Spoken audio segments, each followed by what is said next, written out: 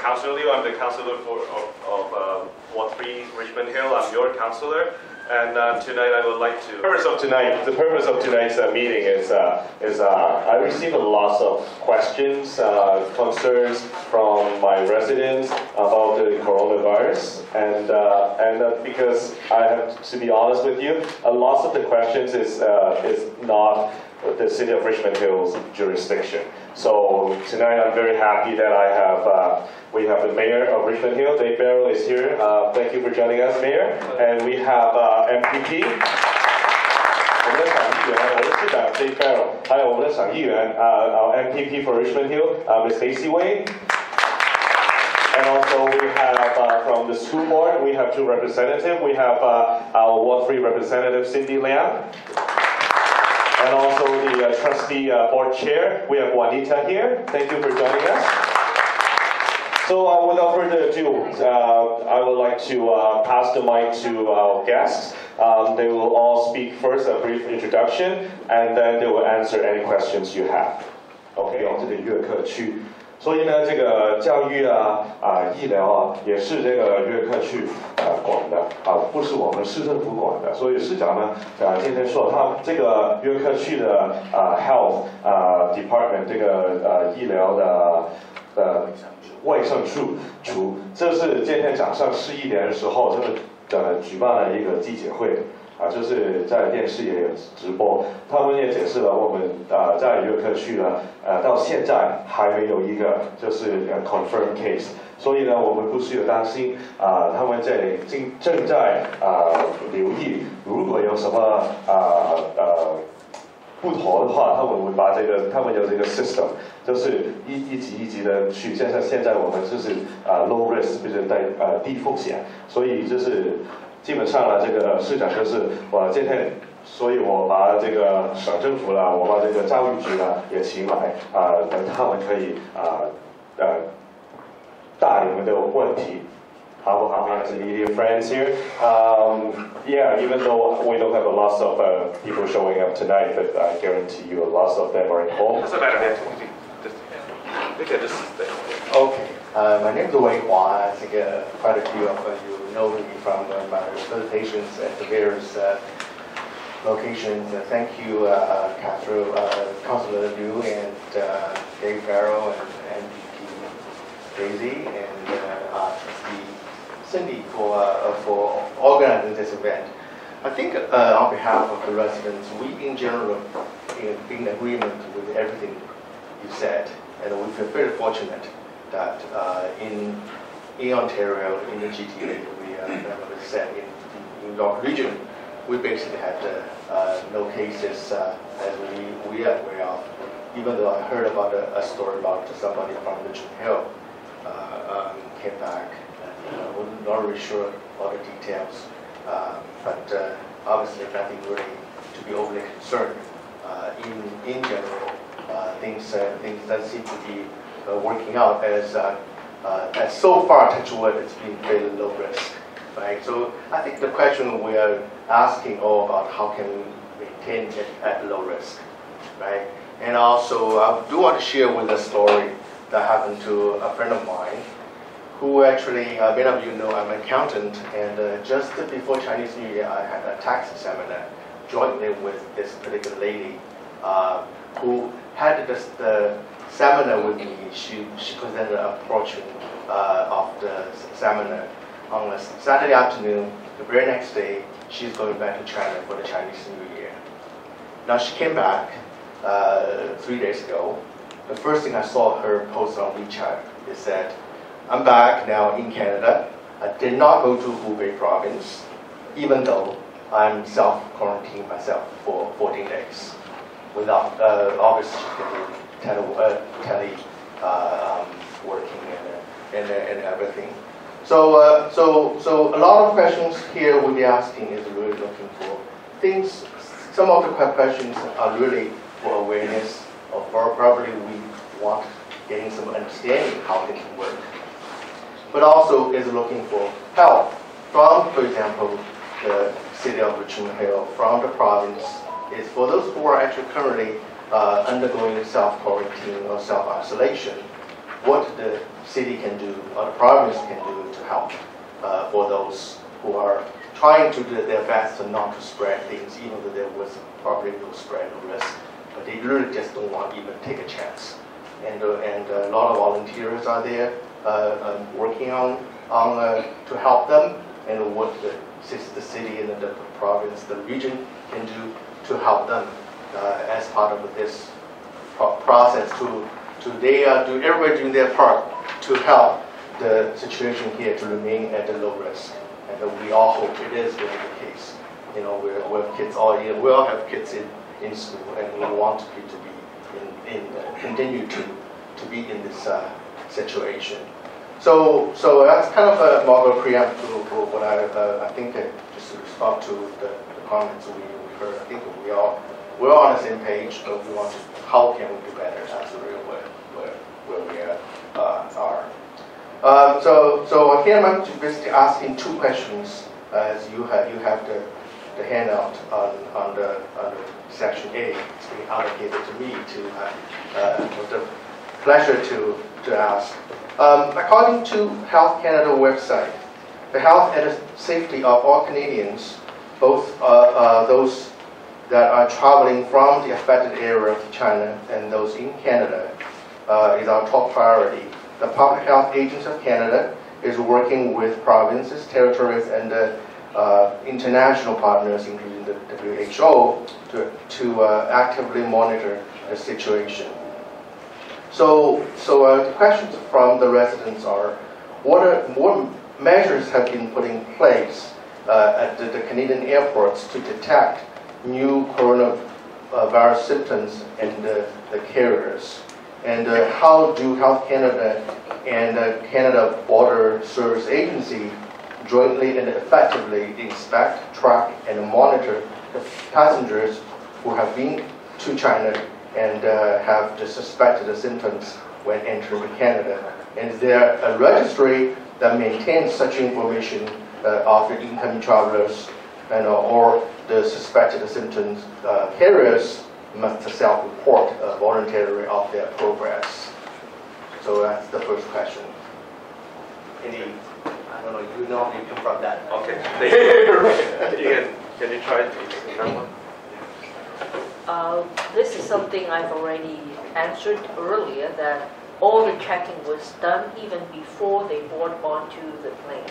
So everything is already checked, which is why when we say that we don't see a lot of or measures checking them as they get off the plane, it is because everything was done prior.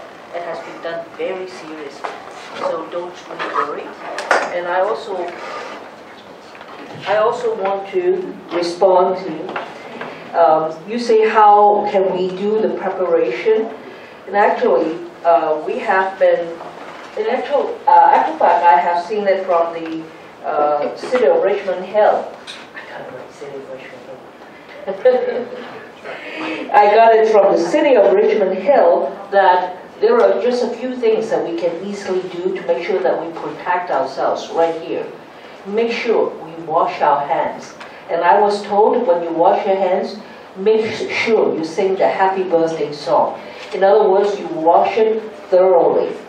And I was also given some little tips by somebody that don't just use soap. It's really better to use those liquid soap, because soap, it can be, somebody used it before, and then it might still pass that germs on. But if you use liquid soap, it is better. So have liquid soap, and also have those sanitizer.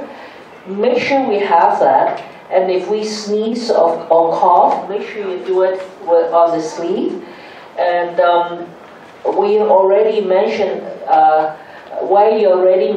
that we encourage the people to stay home if they come back from China, not necessarily just from Wuhan. And if they have their self-quarantine, everything will be very safe. And when they say self-quarantine, we have to see that if the children or the wife had not gone to China, so it's only him stay inside one room. Otherwise, they spread it all over to the family members. So those are the things that we have to continue to educate. But it's not going to be too long. It's only 14 days. And you're right, we will have to help these people and encourage these people. I will pass the message on that we should educate the people to stay home. And we should also ask their employer to understand and give them this leeway. A lot of them are concerned that they have already taken a few times off to go to China. Now that they come back, they have to go to work. So we will, the province may do something to encourage the employer to give them the leeway.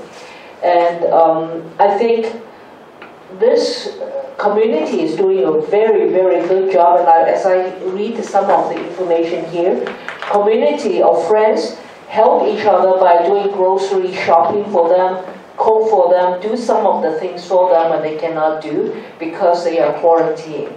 So this is something that we can all do to help. Other than that, it's business as usual, and I think that is just as important.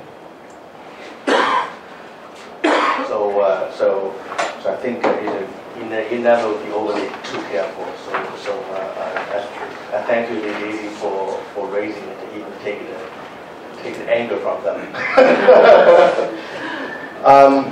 My next question is around. It's also a statement come from the Health Canada website saying that travelers coming from Hubei province to Canada continue to be at increased risk for 2019 and COVID. If someone has traveled to Hubei province in the past 14 days, they're asked to limit their contact with others for a total of 14 days from the date they left Hubei. This means self-isolate and stay at home.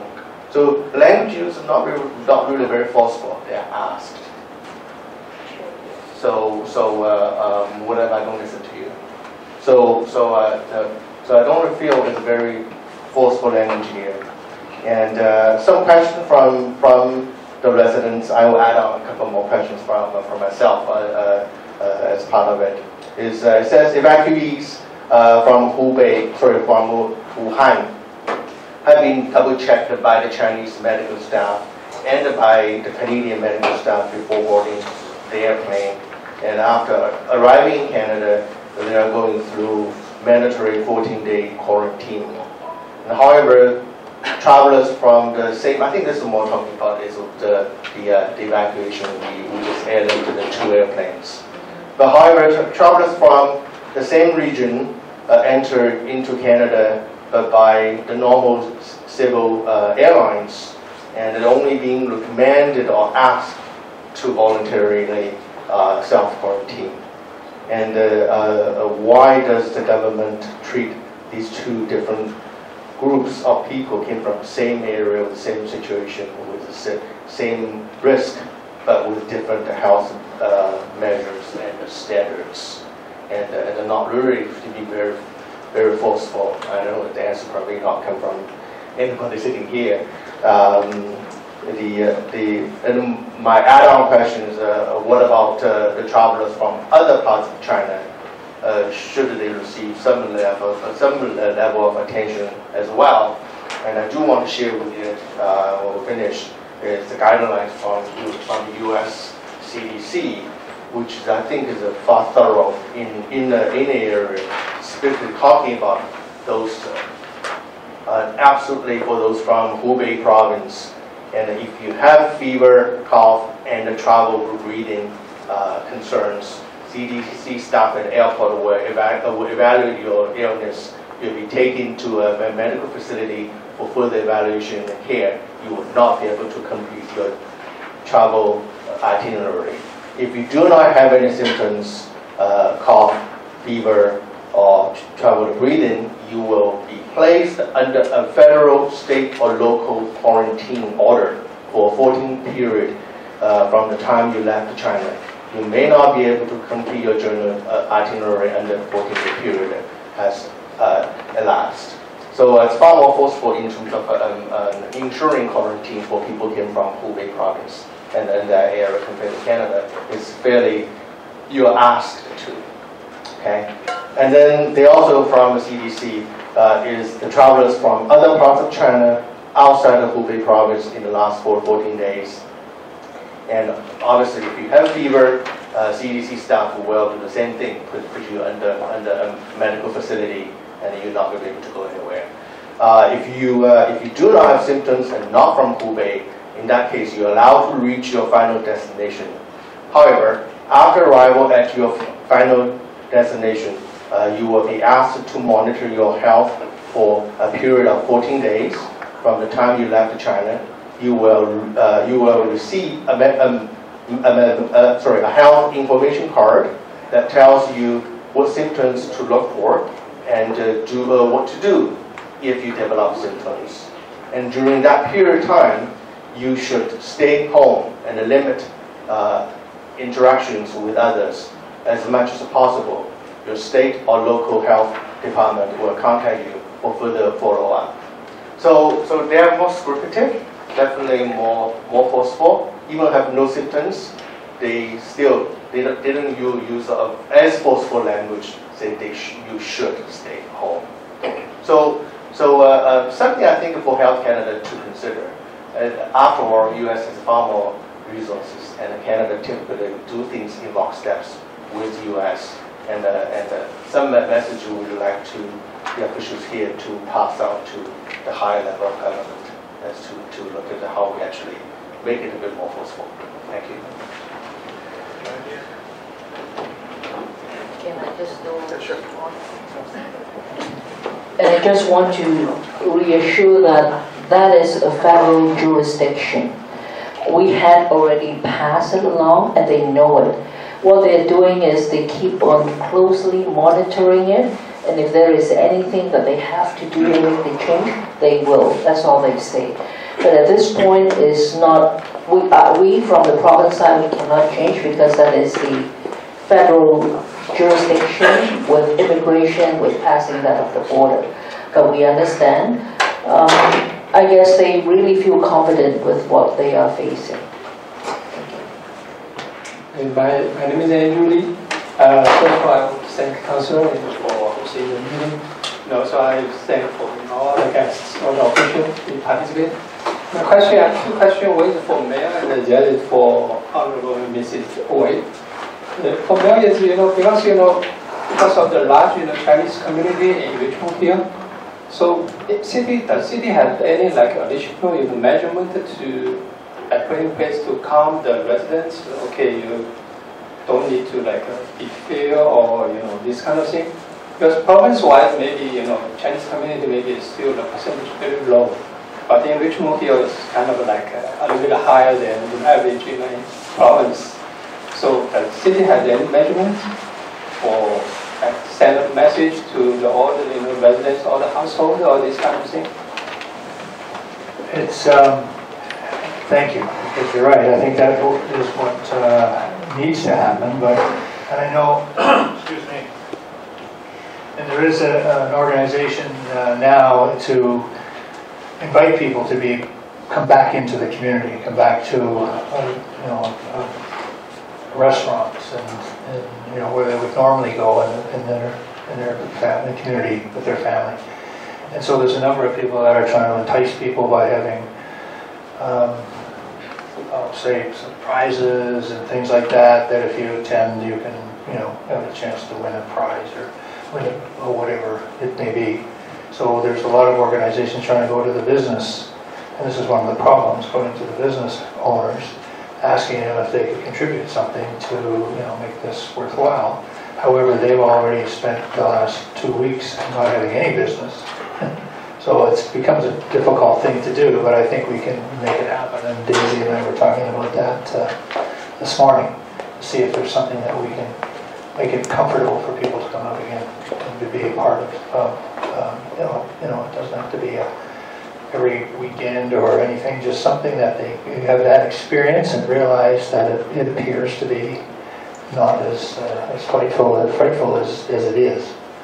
things like that will probably happen. I know there's been 2 or 3. Mississauga has put one. I saw that last night. I was in Mississauga, and there was some posters about that type of thing. Please join us. Live your life. Okay. Okay, thank you. The other question is for Honorable Mrs. Wang. Because I just got the information, the Chinese news reporter says there's a case. There's a 60-year-old man, he doesn't have symptoms for 17 days. And so this is the first case, like, So so my question is, in terms of, this kind of the protocol or the measurement in the province level, is there any plan in place that if this kind of thing happen, the current thing maybe just monitor all the thing, monitor the case, say you have 14 days, so there's a period. But if let's say 17 days or maybe 24 days, because we have the professor in China say, okay, but comparing the case maybe longer, maybe as 24 days instead of 14. So I'm wondering, if the province has any plan or something put into place.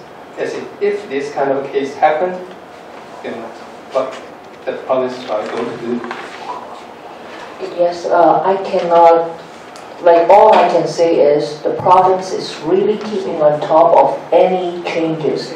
This coronavirus is something new to all of us, and we are keeping on top of its development. So yes, we will be keeping on top of it. According at this time, the scientists or the specialists are saying 14 days. But if this person or whoever it is that is still having some sort of things that we have to, that they start still feeling some concerns after 20 days, then we might have to change a lot of things as we go. At this point, none of us have that for sure. But all we're saying is we will keep on top of everything, making sure we'll do our best. And we are not making any assumptions of things at this point. But at least 14 days, we know that will be the safe side. And anybody, if they feel any symptoms, by all means, immediately calling us again, and then we will make sure. And the other thing too is, even the province also encourage people, if you really feel something, don't go to the hospital, don't go to ER. You might be spreading it to more people. Those people are already sick. They are really easily contract anything from us. So just call the help line. Call the Just call the line. I have it with me. I don't have it. Anyway, go onto the website. You have it all. Just call them, and even if you have to call 911, call 911, and then when they come, they will come even masked and really geared up, well equipped before they take you to the hospital. That is ensuring the spreading of the germs is not all over the place. So we are taking all the precautions. We're telling everybody, but there's only so much you can do. If we overdoing it to educate everybody, it will have even more concern and then over-worrying. Right now we're dealing with the over-worrying. Just now, Mayor Barrow has already mentioned that, yes, on Wednesday, we should be doing a press conference to encourage everybody. Just come back out, just come back out. If you are not sick, if you do not have to quarantine, just come out, life as usual, business as usual. We are doing a very good incentive for everybody. Continue to enjoy your Valentine's Day. Continue to enjoy your family day and your March break. How? Anybody who spent more than $30 on the business who has suffered from this, we are going to list it on the website. We're going to announce it on at the press conference. For $30 they spent, they will be eligible for a lucky draw. We have 2 airline tickets. We have good red packet. also contributed by our city. So we have, as soon as we share this, a lot of municipalities, the mayors, the councilors say, make sure we are in there. All the banks are in there. Some restaurants who suffered from this, they are in there. So basically, it's us working together as a team to support each other. And those who are quarantining, I would say, I will make sure I send that message back and see that they can help the employer to give them this special leeway. And also, if we need to have somebody to buy food or get the children to school, whatever, let's work together as a team. The neighbors can help each other. Thank you. Thank you for the question. Maybe I'll add 2 cents to your question, to the answer. Richmond Hill really has to rely on the York region for information and for anything we do. So you can go on our website, the Richmond Hill website. We always have the update of the coronavirus. I think we have that since 2 weeks ago. So everything the York region relayed to us, we'll put it on our website to inform our residents. And I have to admit that on behalf of the residents, I understand your concern because you think that better safe than sorry. It's always like that. And we understand our community, we understand our Chinese community. It seems like, you know, the different levels of government, they don't understand what's happening in the Chinese community. And I can understand there's a discrepancy between the residents' expectation of what the government should do and actually what the government is doing. So, and I think this is an important meeting that we all relay our concerns to our representatives so that they can, you know, express our concerns to different levels of government. You want to answer that? Okay. So also like for the York Region School Board, we also have a lot of update every single day. If we have an update from public health or have an update from any other place, we will always update at the website as well. And then at the urgent situation, we will also send a letter to the family to make sure everyone knows the current situation. So if you don't have the information, don't know where you get the information, you can always contact me. So my, contact information is listed in York Region School Board website. And then you can send me email or you can call me by phone, so I can answer your questions. Okay? Okay. Thanks. Okay, my name is Yan. And first of all, thank you very much for coming out today in your spare time to answer to our concerns and questions. We really appreciate your time, and Happy New Year, by the way.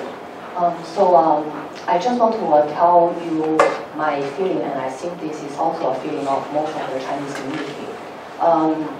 We are being, at least myself, I'm being tortured between two sides of stories. So when I look at the news in Canada, I see, okay, government keeps on telling us it's low risk. We have only 3 confirmed cases in Ontario. Don't worry. So I say, okay, yeah, I get it. So don't worry, nothing to worry about.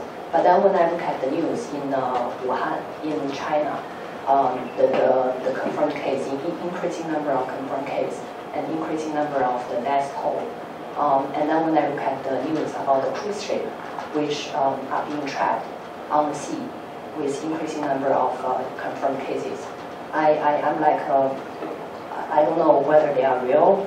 Are they far away? Are they coming to us?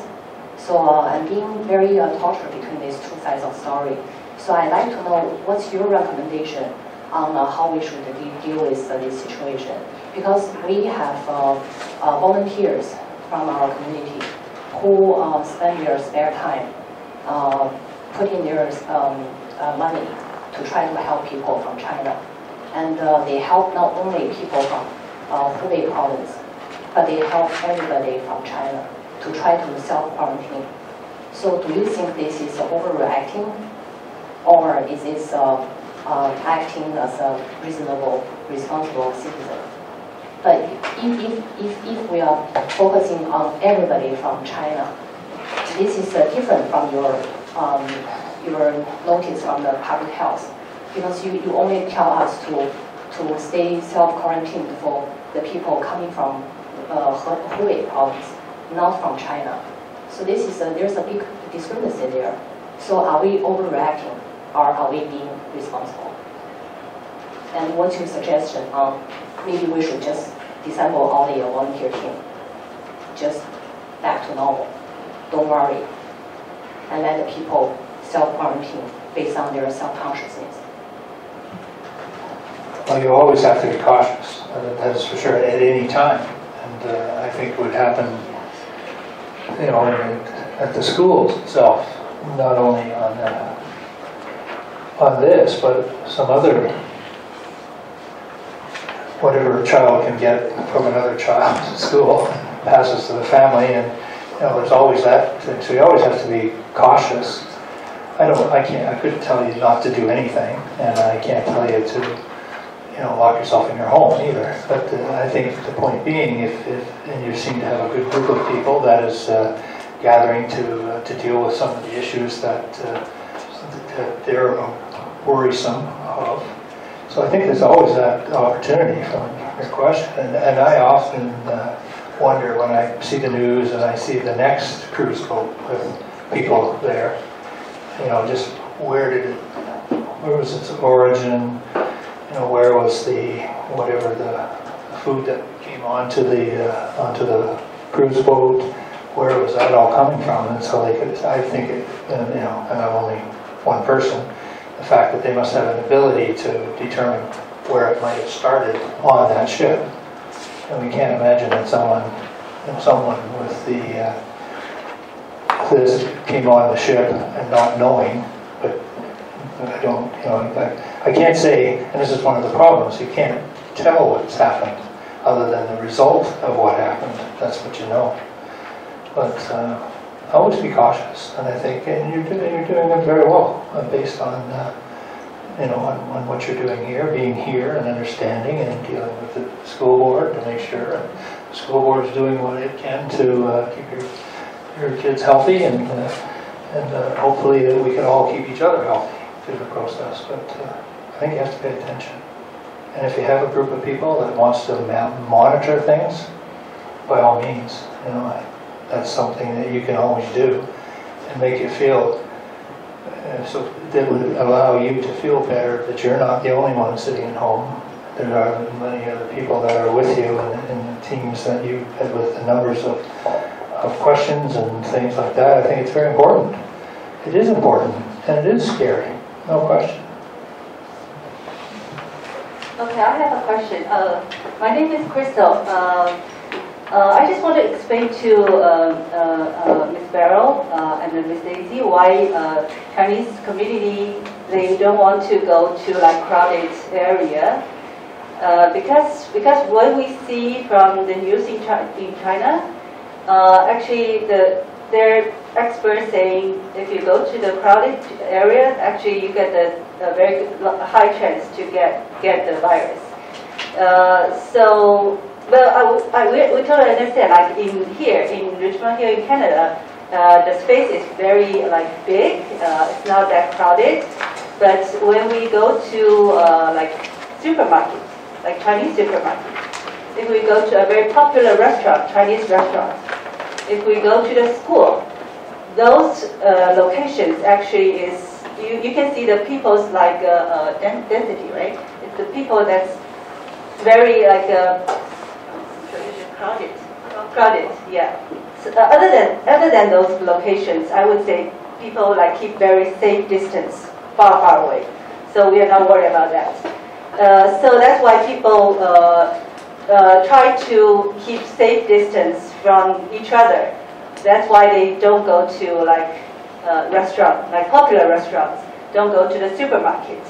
To if you go to a grocery store to get twice a week, they might reduce it to once a week, like that.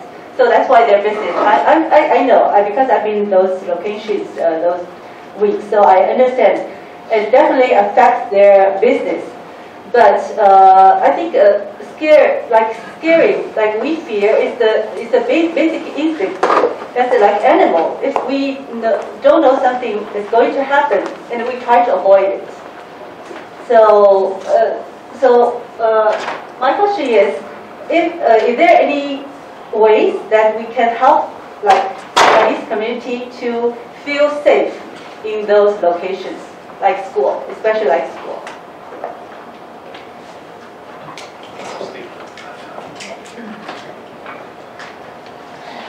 For the school part, currently, like a lot of parents suggest, you see, the student can be able to bring their own, hand washer to the school and sanitize to school. Okay, so these things I already passed the information to the board, and then we do. The student, the parents want the student to carry a small, sanitizing, right? So, okay, so those is allowed. Yeah, this can allow the student can use their own sanitizing to wash their hand very frequently. Yes. I don't know if you have been to the supermarket. Have you been to Walmart, Shoppers, like those usually sell the travel size hand sanitizer? Because I've been to those stores.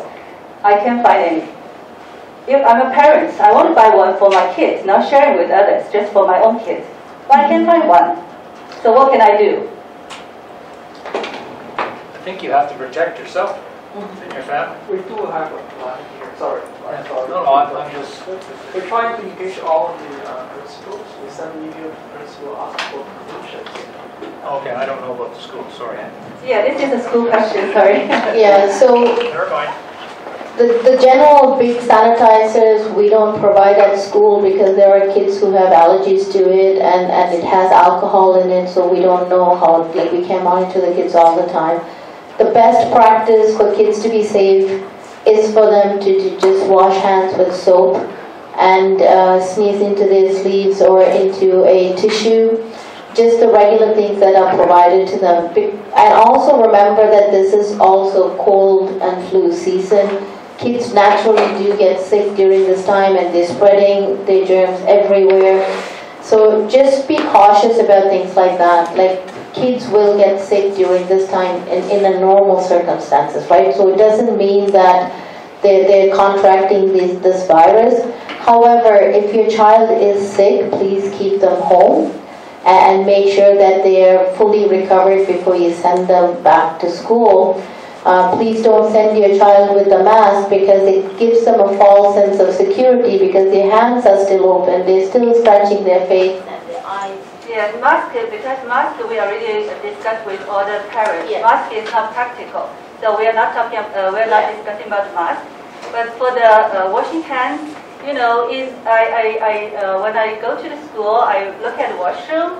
The kids always go to the washroom in recess time and the lunch time. Yeah. So they don't have space. They're in rush. They cannot wash their hands thoroughly. So even though they get a chance to touch the water, they just quickly wash it. Yeah. It's not thoroughly. So this is a good time for parents to actually instill some routines for hand washing. Like, it's a good teaching moment for the parents There's as no well. time. Sorry, there's no time. There's no space. It's not even the parents teach the kids how to wash hands. There's no chance for the kids to wash their hands. So normally when they're in class, it's only when they go for recess, they come back, or if they have to go to the washroom, these are the times that they're touching everything. They need to absolutely wash their hands.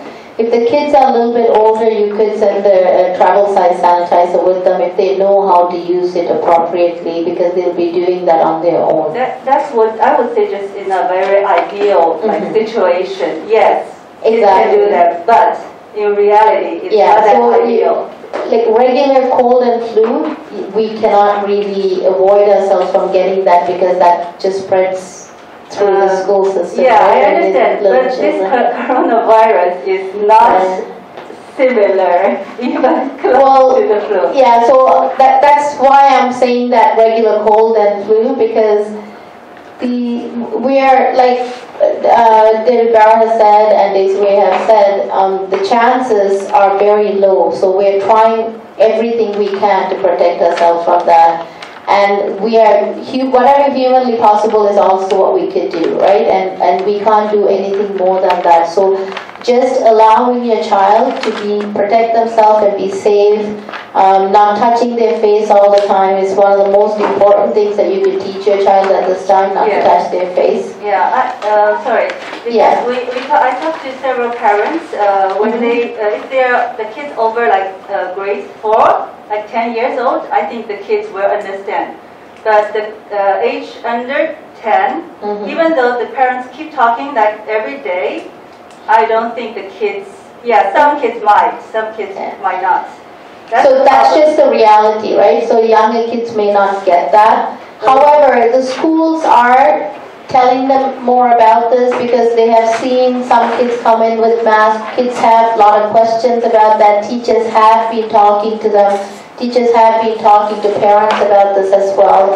And there are plenty of materials out there on the internet. Like if you go to the York Region Public Health website, York Region School Board website, there are FAQs for parents to understand. It has been translated in many different languages so that people could actually understand what it says. And we're at very low risk. The reason why it is, like you said, like you watch the news, the Chinese news channel, and you still have relatives and families back home, so it's very close to you.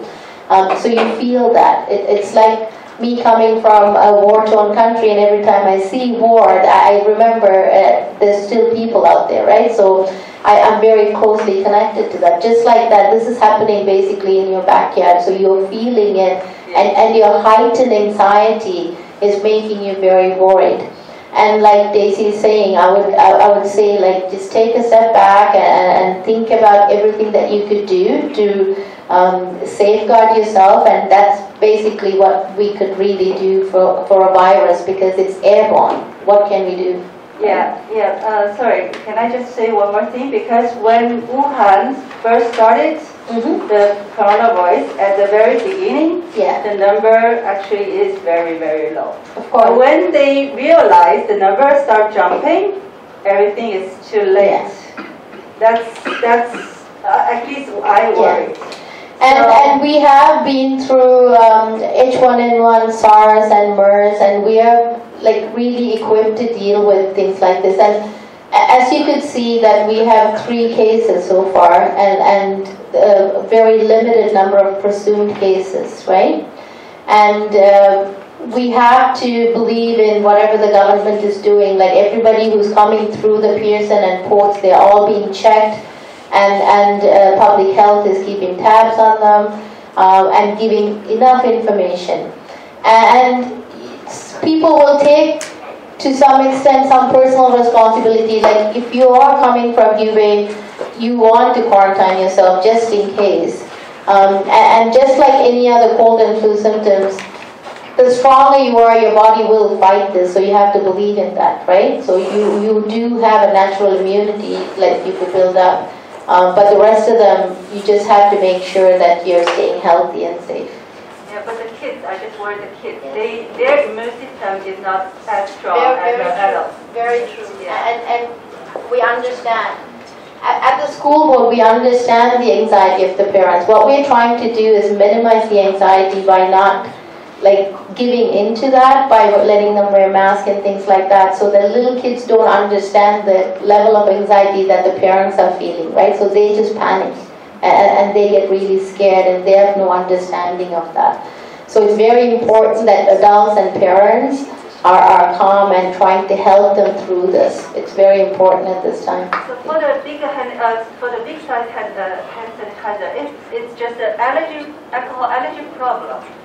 We cannot allow anything that the public health doesn't let us. So at this time, the public health has deemed it not necessary, so we won't provide that at this time.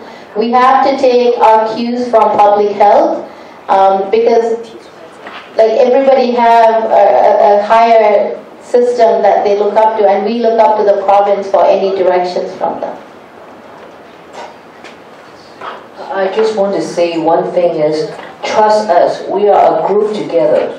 Your concern is just as big as how I see them. That the province also see that as well. it's not just thinking that they just take it lightly. We are really on top of it, but we also care.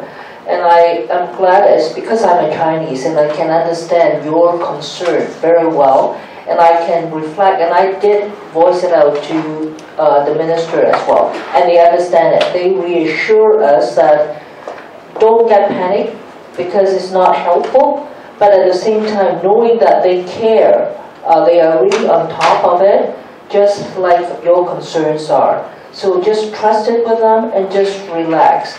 Maybe that is making things better that way. That's all I can say, but we really, it's not just you have a concern and we just hold our hands and not worry about it. We really work on it together with you. We are in it together. Thanks. Where does all those kids come back?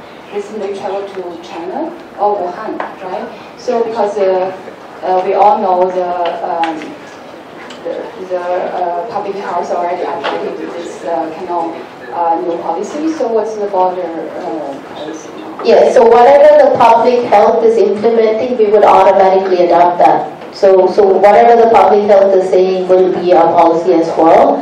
However, as you can see, as a school board, one of the things that mandate us is the Education Act, and we cannot do anything that's different from that. So we cannot exclude a child when the child is not sick just because they're coming from somewhere. So now that